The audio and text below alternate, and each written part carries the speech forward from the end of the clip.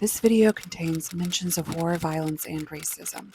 It is potentially triggering, and I will completely understand if you need to click off this video. There will be a list of resources in the description of this video if you would like to learn more. Hello, and welcome back to Once Upon a Melody, or welcome if you're new. I'm Melody, and as you can probably see by the title, today I have a little bit of a different video for us. It's not a reaction. Today we're going to be delving into some K-pop history, starting with the history of K-pop girl groups with the Kim Sisters. The Kim Sisters are widely known as the first ever K-pop girl group. A nice welcome as they do a Sound of Music medley. Here are the Kim Sisters. If you were around during the late 50s to early 60s, you may be a bit familiar with them as they set the stage for today's Korean groups in America with their covers of popular American music and many performances on American TV.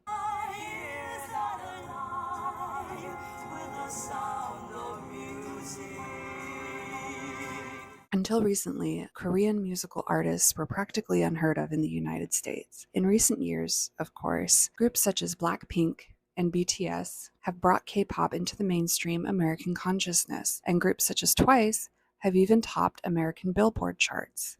Hi, wow. Thank you. Receiving breakthrough artists at Billboard Women in Music is the most magical way to start a year. And outsold in American stadiums. But 70 years ago, Korean music was not as popular as it is today. Of course, this was due to a lot of different factors, mostly to the US being extremely racist. But during the Korean War in the 1950s, this started to change. So before we talk about how the Kim Sisters brought K-pop to America, we need to dive into a bit of the US's history with Asia. America as a country has a long history of mistreatment toward Asian peoples. Many Japanese American people during the 1940s, for example, were sent to so-called internment camps, basically large prison compounds all over the US, where over 125,000 people were forcibly relocated during World War II. Established by President Franklin D. Roosevelt through his Executive Order 9066 from 1942 to 1945, it was the policy of the U.S. government that people of Japanese descent, including U.S. citizens, would be incarcerated in isolated camps. FDR was pressured by the military and his political advisors at the time to address Americans' fears of another Japanese attack after Pearl Harbor, particularly on the West Coast, where naval ports, commercial shipping, and agriculture were most vulnerable. While this order also affected German and Italian immigrants in America, Japanese Americans were by far the most affected by this act. Japanese people imprisoned in what were basically camps included many women and children, and they were subjected to violence, starvation, and stripped of basic human decency. This presidential order is widely acknowledged as one of the biggest human rights violations in American history. It was further motivated by Americans' jealousy of Japanese Americans' success at this time. After the closing of the internment camps by the order of the Supreme Court, that Supreme Court, the widespread racism against Asian Americans did not, unfortunately, disappear overnight. Although the last camp closed in March of 1946, President Gerald Ford officially repealed Executive Order 9066 in 1976. 30 years later, and in 1988, Congress and then President Ronald Reagan issued a formal apology and passed the Civil Liberties Act, awarding $20,000, about $51,000 in today's money, each to over 80,000 Japanese Americans as reparations for their treatment in these internment camps. 60 years prior to Order 9066, the Chinese Exclusion Act was signed by then-President Chester A. Arthur. This act severely limited the amount of Chinese citizens allowed to immigrate to the U.S., and those who were allowed in were abused for their labor on railroads and in mines. In 1943, the act was finally repealed. However, quotas remained, leaving a yearly limit of 105 Chinese immigrants allowed to enter the U.S., and the abuse against Japanese Americans was just beginning. Finally, we come to the glorious 1950s, when the Kim Sisters started to rise to fame. During the early 1950s, a man you may have heard of, called Joseph McCarthy, then a senator in the United States, began to persecute, with the full backing of the U.S. government and then President Harry S. Truman, a small amount of Chinese Americans with ties to the Communist Party. When China eventually joined the Korean War on the side of the North Koreans, the U.S. government upped their attacks on Chinese Americans in a movement usually known as the Red Scare. During this time, many Chinese Americans faced violent attacks on their businesses, in their neighborhoods, in their churches, and not to mention deportation and arrest from the U.S. government. Many Chinese Americans did everything they could to prove their loyalties to the U.S. They went so far even as to put on the now famously popular Miss Chinatown USA pageants and patriotic parades, complete with children holding "Rid the World of Communism" signs. So what does all this have to do with the Kim sisters? Didn't she say this was about the world's first K-pop girl group? Well, at the same time that all this was happening in the US, in what was not yet then referred to as South Korea, a young Kim Soo or Sukja and Kim Aja were entertaining their family and community with singing, dancing, and playing instruments. Their father, Kim Hae-sung, was a famous composer and conductor, and their mother, Lee Nan-young, was one of Korea's most famous singers at the time.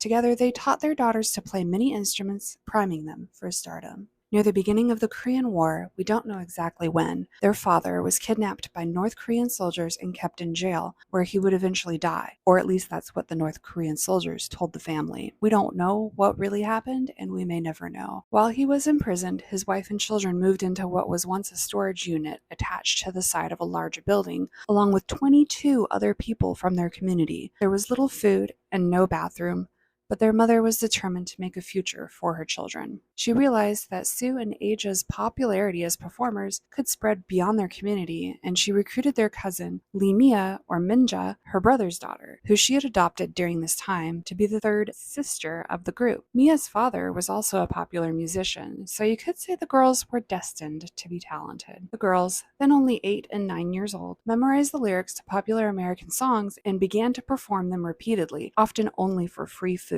no money, for the American troops stationed near their hometown. American soldiers were hungry for entertainment while away from home, and the Kim sisters could go where other performers couldn't. The girls' popularity spread so much that after the Americans left the war in 1953, the troops returning home contacted a famous music producer at the time, Tom Ball, to see the girls perform. He flew to Korea, where the ravages of the war were still being felt, to hear them perform in 1958. After seeing how good they actually were, in Mia's own words, he told us, "I will sign you girls for 4 weeks. If you're successful, I will renew the contract. If you're not, you can pack and go back home."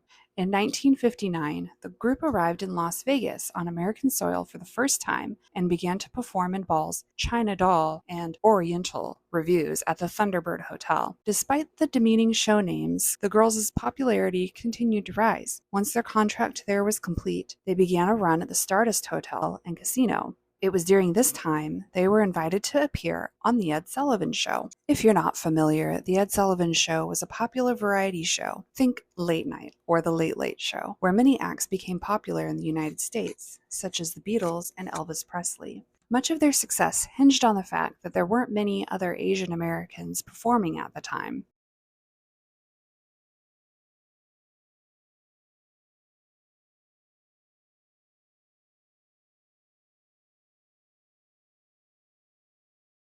Therefore, they offered a kind of novelty to the American public. I mean, these women could not only sing, they could act, they were funny, and they played over 20 different musical instruments. They would also often perform wearing traditional Korean dress known as hanbok, and when American audiences would incorrectly compliment them on their kimonos, they would educate them by politely saying, "Thank you, but no, it is a hanbok." They viewed many of their interactions with their audience as a way to educate them on Korean culture. In 1962, their cover of the song Charlie Brown by the Coasters reached number 7 on the Billboard Singles Chart, making the Kim sisters the first commercially successful Korean act in the country.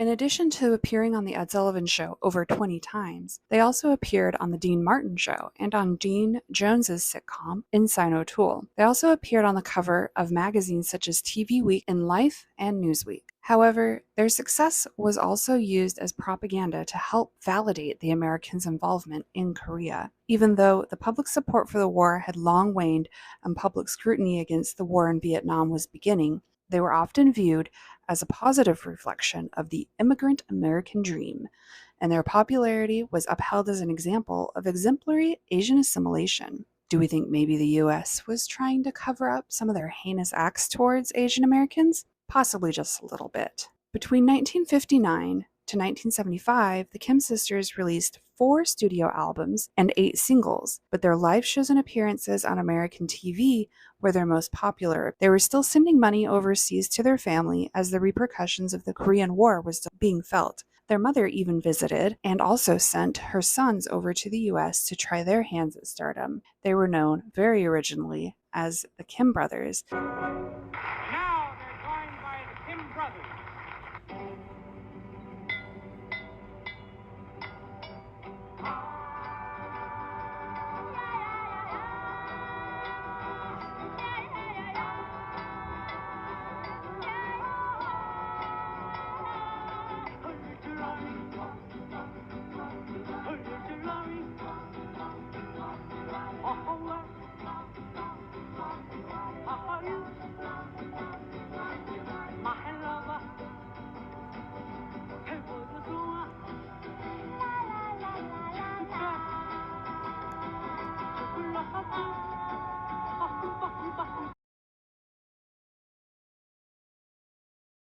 But they never quite reached the same amount of fame as the Kim sisters did. However, in 1975, Korea's then president, Park Chung-hee, introduced the purification of popular music measures, which essentially outlawed the sales of Western music by Korean artists. This was an unpopular attempt to preserve Korean traditions, which ultimately slowed acts like the Kim sisters' popularity. But the Kim sisters' emphasis on showmanship definitely influenced K-pop acts from the 90s through today.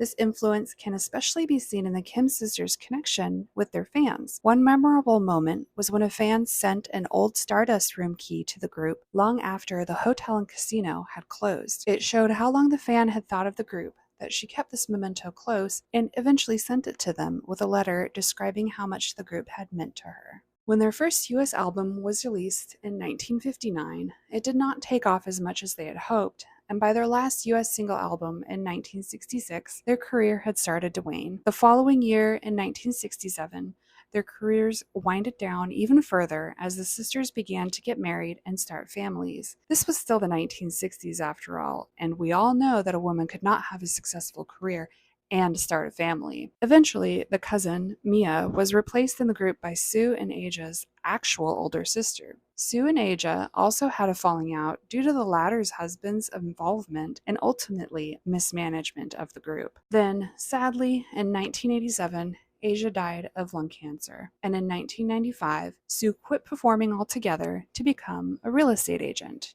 Despite the group ultimately disbanding, they enjoyed several decades of popularity and fame, paving the way for K-pop in America today. And on March 27, 2014, Sue became the first Korean American inducted into the Nevada Entertainer Artist Hall of Fame. Mia Kim married German musical performer Tommy Vig and still performs to this day as a Kim sister. She also spreads awareness of the Kim sisters and their part in musical history through interviews and live performances. Even though their names may not be as popular today as they once were, the influence of the Kim sisters is still seen in Korean music culture and even helped repair some of the horrific views many Americans had of Asian cultures at the time. I highly encourage you all to watch their performances and check out their interviews, all listed in the description box below. And while you're down there, please don't forget to give this video a like if you liked it, and make sure to subscribe too if you would like to see more K-pop videos and more videos diving into musical history. I know that this was a departure from my normal reaction content, but I want to make it at least a monthly feature on my channel, and if that's something you'd like to see, please also let me know down in the comments below. If this type of video is not your vibe, I completely understand. Please still consider subscribing so you don't miss anything else from me, as there will definitely be more reaction content coming up soon. Thanks for watching, and I'll see you in the next one. Bye!